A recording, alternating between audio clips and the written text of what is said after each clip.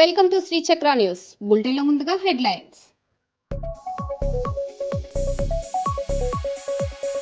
రాష్ట్ర వ్యాప్తంగా 8,000 మహిళా భవనాలకు వర్చువల్ గా శంకుస్థాపన చేసిన ముఖ్యమంత్రి రేవంత్ రెడ్డి.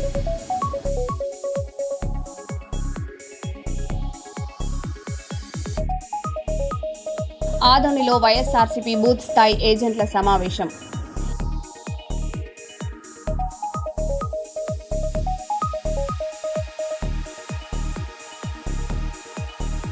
ఇంధన ధరలతో సామాన్యుడిపై భారం.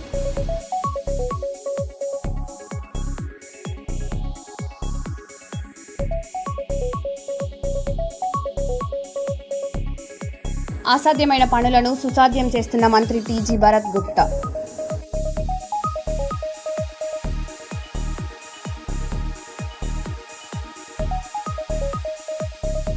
పీవీ విజ్ఞాన కేంద్రం పనులు వేగవంతం చేయాలి, జిల్లా కలెక్టర్ చాహద్ బాజ్పాయ్.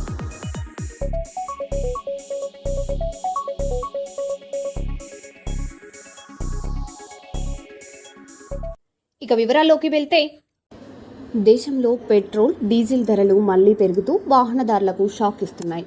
గత 10 రోజుల్లో పలుమార్లు ధరలు పెరగడంతో లీటరుకు అదనపు భారం పడుతుంది. డీజిల్ ధరల పెరుగుదలతో రవాణా ఖర్చులు పెరిగి నిత్యావసర వస్తువుల ధరలపై కూడా ప్రభావం పడే అవకాశం ఉందని ఆర్థిక నిపుణులు చెబుతున్నారు. రాష్ట్రాల వారీగా వ్యాట్ కారణంగా ధరల్లో తేడాలు కనిపిస్తున్నాయి. సామాన్యుడి నెలవారీ ఖర్చులు మరింత పెరిగి పరిస్థితి ఏర్పడుతుందనే ఆందోళన వ్యక్తమవుతుంది.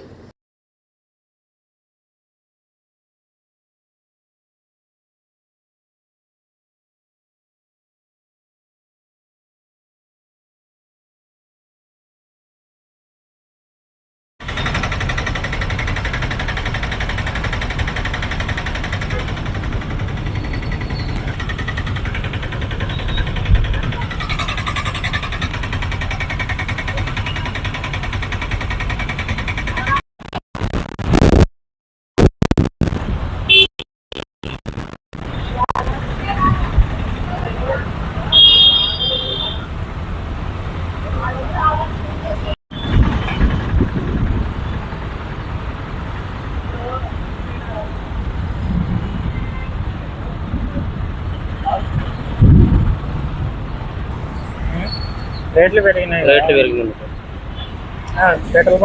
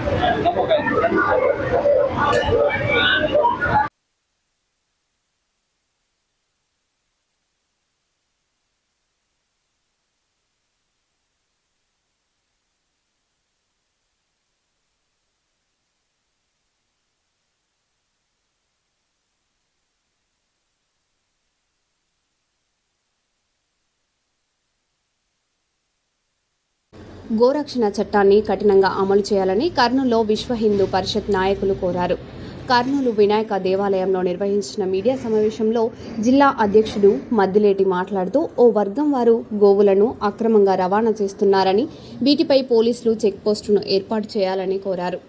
బక్రీద్ పండుగ కొద్ది రోజుల ముందు పీస్ కమిటీ మీటింగ్ ఏర్పాటు చేయడం వల్ల ఎలాంటి ఉపయోగం ఉండదని, అందువల్ల పీస్ కమిటీ సమావేశం బహిష్కరించమన్నారు. అందరినీ కూడా అలర్ట్ చేసి గోడని ఏ విధంగా కాపాడాలని చెప్పేసి చెక్ పోస్టులు ఏర్పాటు చేయాలి, కర్నూలు నగరంలో చెక్ పోస్టులు ఏర్పాటు చేయాలి. మరి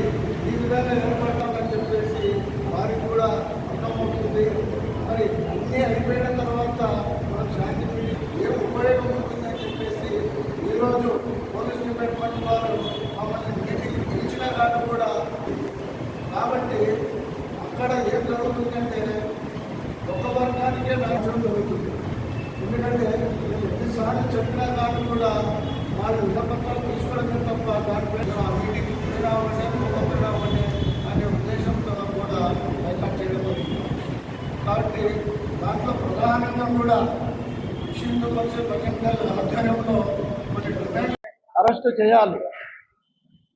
రక్షించబడిన గోవుల కోసము ప్రభుత్వమే గోశాలలను ఏర్పాటు చేయాలి. ఆంధ్రప్రదేశ్ సర్వదేవత నిలయం గోమాతను హిందువులు ఆరోగ్యంగా భావిస్తారు. అటువంటి గోమాతను కూడా చట్టాలు ఉన్నప్పటికీ కూడా వారు నియమాలు పాటించడం లేదు.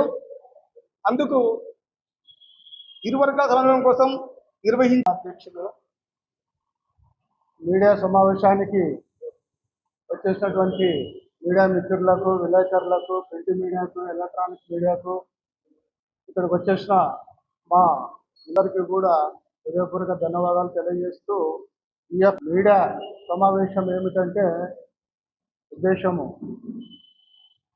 ఈరోజు రాష్ట్ర వ్యాప్తంగా కూడా మరి బక్రీద్ సందర్భంగా గోవుని రక్షించాలని చెప్పేసి మరి ప్రభుత్వ యంత్రాంగానికి, మరి పోలీస్ డిపార్ట్మెంట్ వారికి అందరికీ కూడా హిందూ పరిషత్ బజరంగ దళ ఆధ్వర్యంలో మెమరాండాలు ఇవ్వడం జరిగింది.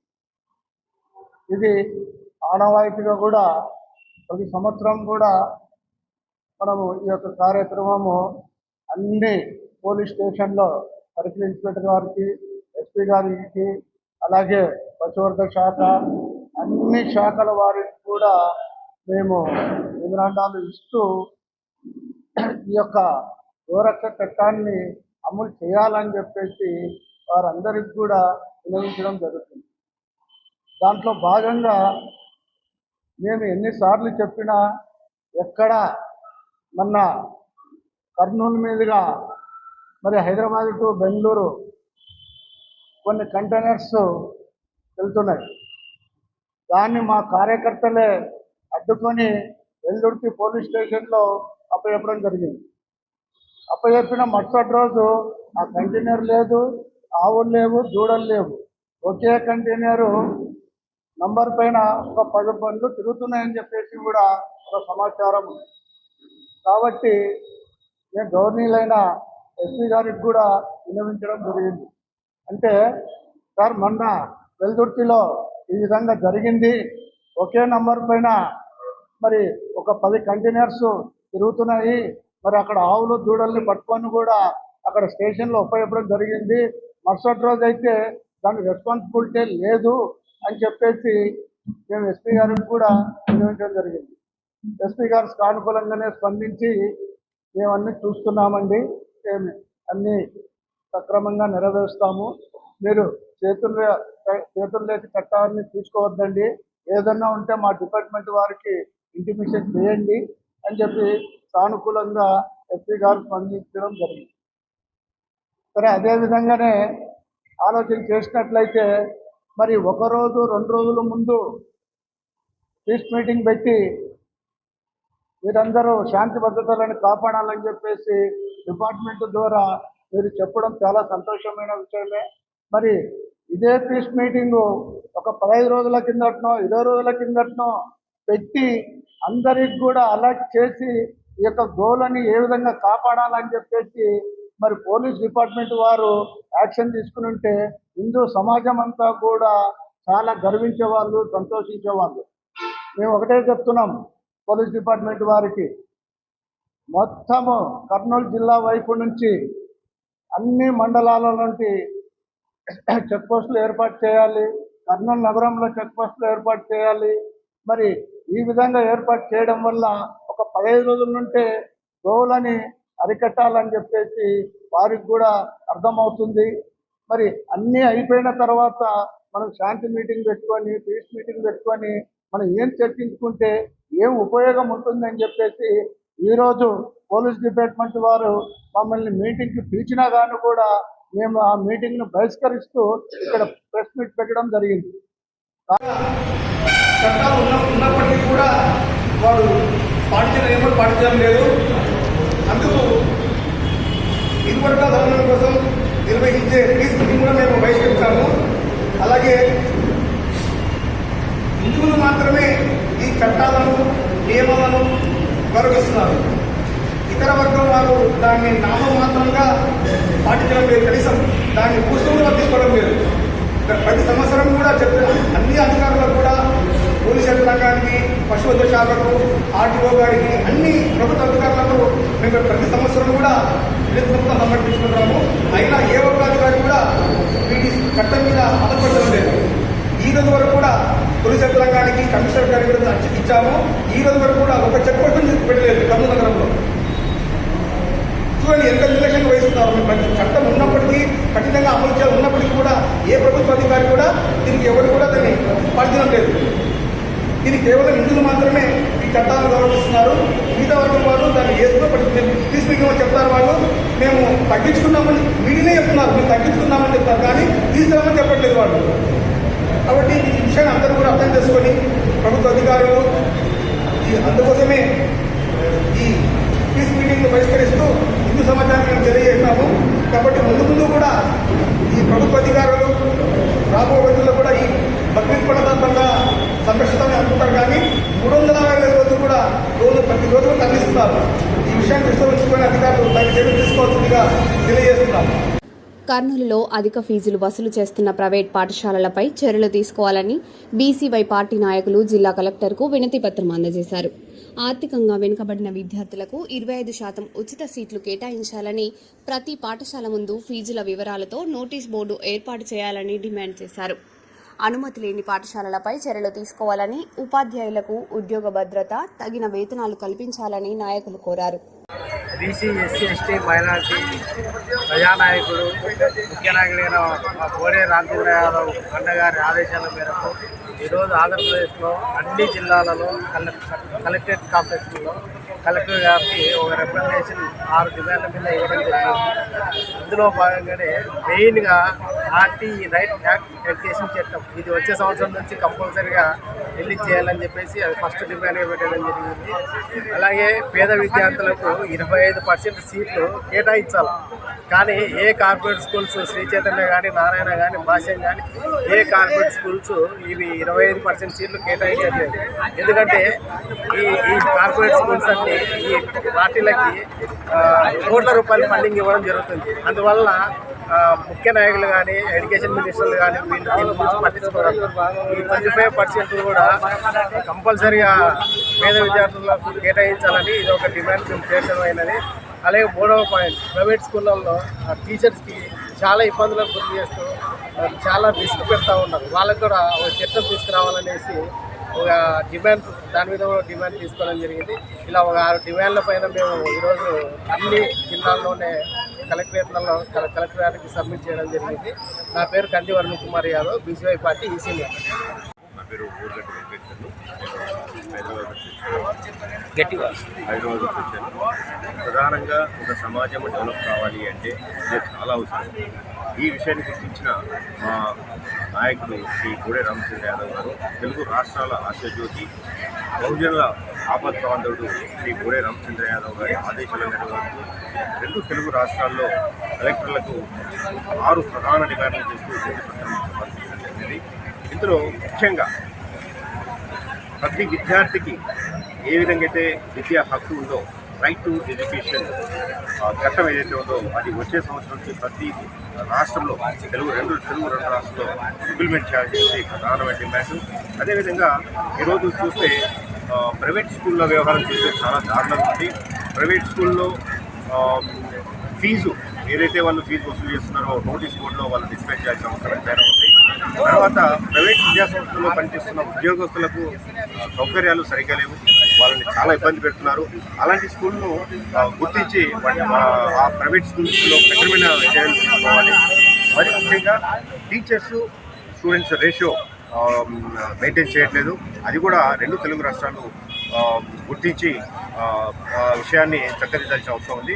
ప్రధానంగా భారత చైతన్య యువజన పార్టీ డిమాండ్ చేస్తుంది ఏంటంటే రైట్ టు ఇన్ఫర్మేషన్ యాక్ట్. అది చాలా ముఖ్యమైన యాక్టు.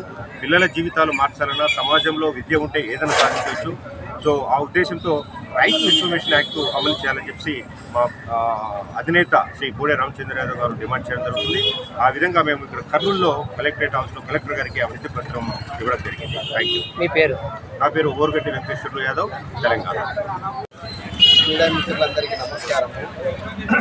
బహుజన నాయకుడు, బీసీ ఎస్టీ మైనార్టీల కోసం ఈ రాష్ట్రంలో ఉన్నటువంటి ఏకైక పార్టీ బీసీవై పార్టీ కోడే రామచంద్ర యాదవ్ గారు ఈరోజు ఆయన తీసుకున్నటువంటి విషయం ఏమనగా ఆర్టీ యాక్ట్ అనేది ఈ రాష్ట్రంలో ఇంప్లిమెంటేషన్లో ఎన్నో ఒడిదుడుకులు అవాంతరాలు ఎదురవుతూ ఉన్నాయి. పేద ప్రజలకు విద్య అందాలనేది 2009 యాక్ట్ని ఇంతవరకు ఇంప్లిమెంట్ చేయకపోగా విపరీతమైన ఫీజులు వసూలు చేస్తున్న ప్రముఖ కార్పొరేట్ సంస్థలైన శ్రీ చైతన్య, నారాయణ, భాష్యం, మాంటిసోరీ, ఇండస్ ఇలా మొదలు పెడితే ఈ రాష్ట్రంలో ఉన్నటువంటి ప్రైవేట్ స్కూళ్ళని విద్యా దోపిడీకి గురి చేస్తూ పేద ప్రజలను విద్యకు దూరం చేస్తూ అన్యాయంగా అక్రమంగా అధిక మొత్తంలో ఫీజులు వసూలు చేస్తున్నారు. కార్పొరేట్ యాక్ట్ ప్రకారము ప్రతి ప్రైవేట్ విద్యా సంస్థల్లో 25% బీసీ ఎస్టీ మైనార్టీలకు ఉచిత విద్య అందించాలనేది ఆర్టీ యాక్ట్లో ఉన్నది. దాన్ని ఎక్కడ కూడా ఇంప్లిమెంటేషన్ చేయడం లేదు.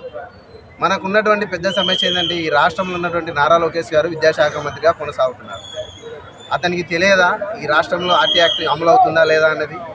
అతను కూడా కొన్ని సంస్థలు అయినటువంటి వాళ్ళ మంత్రులకు, వాళ్ళ స్కూళ్ళకు సంబంధించిన వారికి సపోర్ట్ చేస్తూ ఈ రాష్ట్రంలో పేద ప్రజలను విద్యకు దూరం చేస్తూ బహుజనులను ఆర్థికంగా, ఎకనామికల్గా దూరం చేయాలనే ఒక కాన్సెప్ట్తో ఈ విధంగా తయారు చేస్తున్నారు. దీనిని కోడే రామచంద్రరావు గారు సీరియస్గా తీసుకుని ఈ యాక్ట్ అనేది ప్రజలందరికీ తెలియాలి, ప్రతి స్కూల్ దగ్గరికి వెళ్ళి వాళ్ళు అడగాలనే విధంగా చైతన్యవంతులను చేస్తూ ఈ ఆంధ్రప్రదేశ్లో ఉన్న ప్రతి కలెక్టర్ గారికి ప్రజా దర్బార్లో ఈ సమస్య పైన సవివరంగా మెమరాండం తయారు చేసి అందరికీ ఇచ్చి ఆర్టీ యాక్ట్ అనేది త్వరగా ఇంప్లిమెంటేషన్ చేసి వాటిని పరిష్కరించాలని మనస్ఫూర్తిగా కోరుకున్నారు.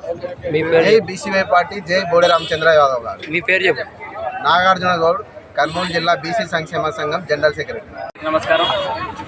ఈరోజు భారత చైతన్య యువజన పార్టీ అధినేత కోడే రామచంద్ర యాదవ్ అన్న గారి ఆదేశాల మేరకు కర్నూలు జిల్లా కలెక్టర్ గారికి 6 అంశాలపైన, వివిధ అంశాలపైన ఒక మెమరాండం ఇవ్వడం జరిగింది. అదేంటంటే ప్రస్తుతం 2 తెలుగు రాష్ట్రాల్లో నడుస్తున్నటువంటి ప్రైవేట్ విద్యా సంస్థలు అన్యాయంగా, అక్రమంగా విద్యా బోధనలు చేస్తున్నప్పటికీ కూడా ఎక్కడ కూడా ఆర్థికంగా వెనుకబడిన పిల్లలకు ఏమాత్రం ఫీజులు తక్కువ కాకుండా ఎక్కువ వసూలు చేస్తూ ఈరోజు ఒక విద్యా వ్యవస్థని అక్రమంగా నడిపించడం జరుగుతుంది. కాబట్టి దీన్ని దృష్టి సారించి మన రామచంద్ర యాదవ్ అన్న గారు అన్ని జిల్లాల కలెక్టర్ వారికి ఖచ్చితంగా మీరు ప్రైవేటు పాఠశాలపైన తగిన చర్యలు తీసుకుని విద్య ఎవరైతే అందుకోవడానికి ముందుకొస్తున్నటువంటి పేద పిల్లలకు ఎవరైతే ఉన్నారో వాళ్ళకి ఖచ్చితంగా ప్రతి విద్యార్థులకు ఆర్థికంగా వెనుకబడినటువంటి విద్యార్థులకు 25% ఫ్రీ సీట్లు ఇవ్వాలని చెప్పేసి ఒక మెమరాండం ఇచ్చి, అదేవిధంగా ప్రైవేటు పాఠశాలలో పనిచేస్తున్నటువంటి టీచర్లు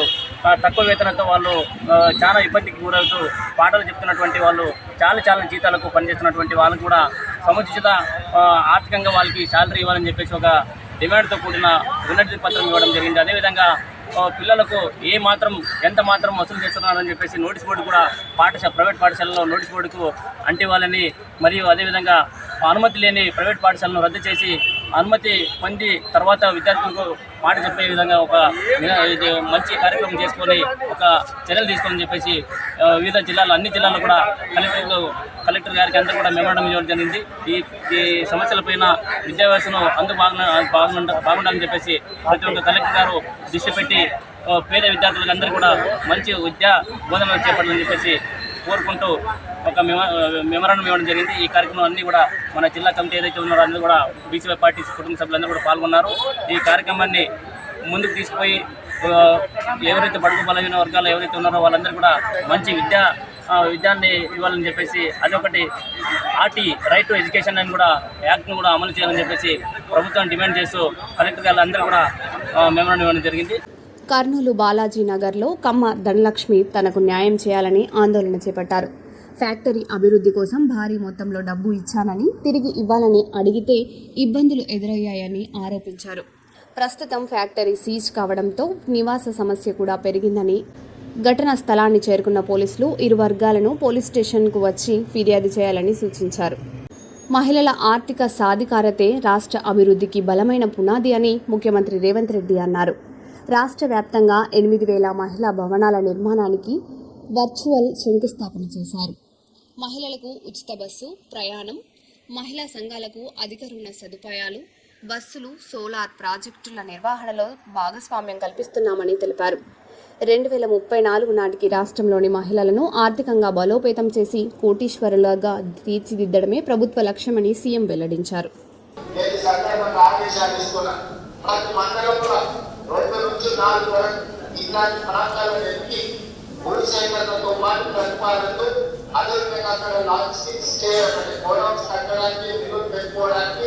ఏ విధమైన ప్రాజెక్ట్ రిపోర్ట్స్ అవసరమో సంఘాలతో కూడుకొని కన్సల్టెన్సీ పెట్టి ప్రతిపాదన ప్రభుత్వాన్ని పంపించండి. తక్షణమే వాటిని మంజూరు చేసే బాధ్యత రాష్ట్ర ప్రభుత్వం తీసుకుంటుంది. జీరో వడ్డీతో బ్యాంకుల లింకేజ్ కూడా రాష్ట్ర ప్రభుత్వం బ్యాంకర్స్ తో మాట్లాడి ఆర్థిక మంత్రిగా స్టేట్ లెవెల్ బ్యాంకింగ్ వాళ్ళతో ఎస్ఐటీసీ మీటింగ్ పెట్టి వాళ్ళకి కావాల్సిన రుణాలు కానీ సూపర్ బజార్ వస్తాయి. అప్పుడు 100,000 కోట్ల రూపాయల వ్యాపారం మీరే చేసుకోవచ్చు, మీ లాభాలను మీరే తీసుకోవచ్చు. ప్రజలు ఏమి కొనుక్కి మీకు పట్టణాలలో అవసరమైన ల్యాండ్ ప్రభుత్వం ఎక్కడున్నా అప్పుడు 119 సూపర్ బజార్ వస్తే దీనికి సంబంధించిన రిక్వెస్ట్ చేస్తున్న ప్రభుత్వ స్థలాన్ని ఎక్కడున్నా ఈ మహిళా సంఘాలకు ఇవ్వకుంటే హెరిటేజ్ లేకపోతే బిగ్ బజార్ కంటే బెస్ట్ సూపర్ బజార్ మా ఆరోగ్యాలు పెట్టుకునే వస్తాయి. దానికి కావాల్సిన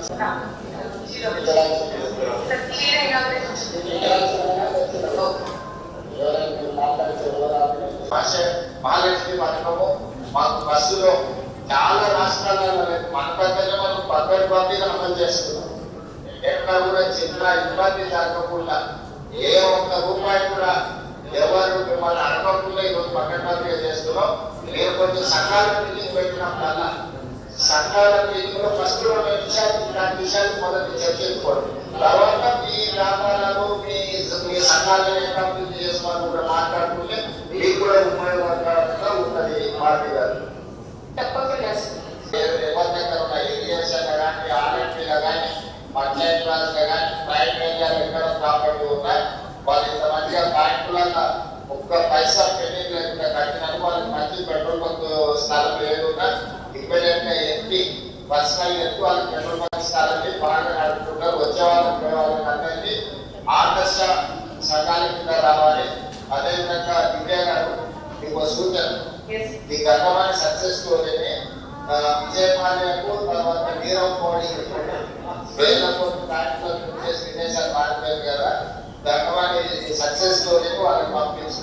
డబ్బులు తీసుకుంటే ఎట్లా కట్టాలి అనేది విజయమాల్య 497 భవనాలు అన్నింటినీ కూడా డిసెంబర్ 9 లోపల పూర్తి చేసుకోండి. ఆ రోజు పెద్ద ఎత్తున మనం కార్యక్రమాన్ని ఏర్పాటు చేసుకొని పెద్ద ఎత్తున ఉత్సవాలు జరుపుకుంటాం.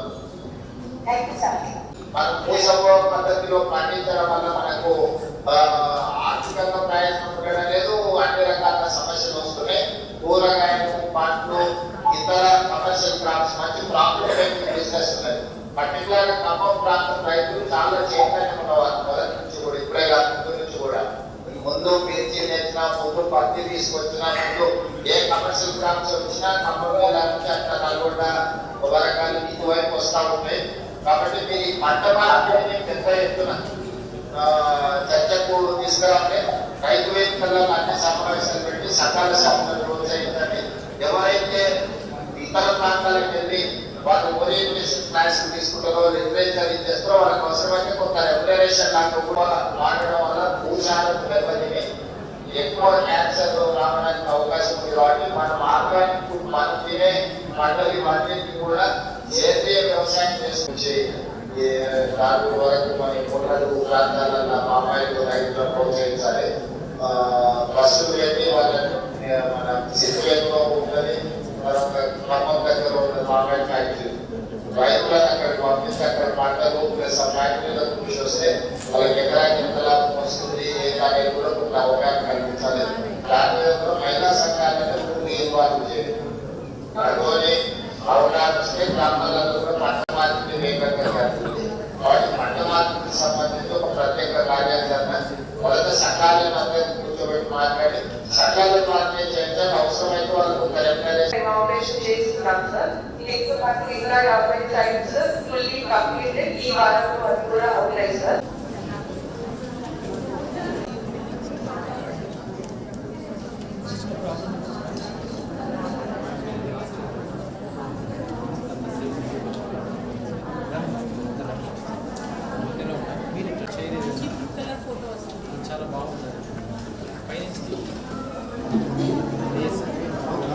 చాలా బాగుంది.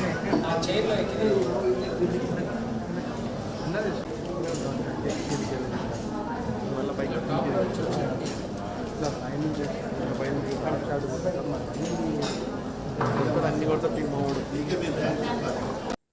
మరో బులెటిన్లో మళ్ళీ కలుద్దాం. Stay tune.